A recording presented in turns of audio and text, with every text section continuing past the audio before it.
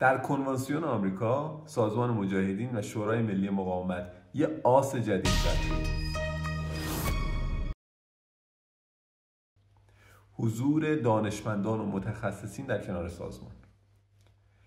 این مسئله از 3 زاویه خیلی مهم قابل بررسیه.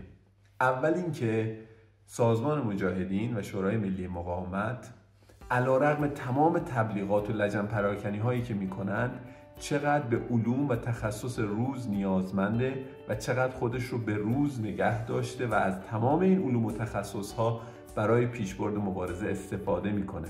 همین دانشمندان علوم و تخصصشون رو در خدمت این سازمان قرار میدن. 2. جذابیت ایدئولوژی و برنامه‌های مجاهدین برای آینده ایران. اینکه متخصصین حاضر میشن تمام وقت، اعتبار و سرمایه خودشون رو در خدمت این مبارزه و در خدمت این مقاومت و در خدمت سازمان مجاهدین قرار بدن، به خاطر اینه که جذب یک ایدئولوژی، جذب یک مرام و جذب یک منطقی شدن.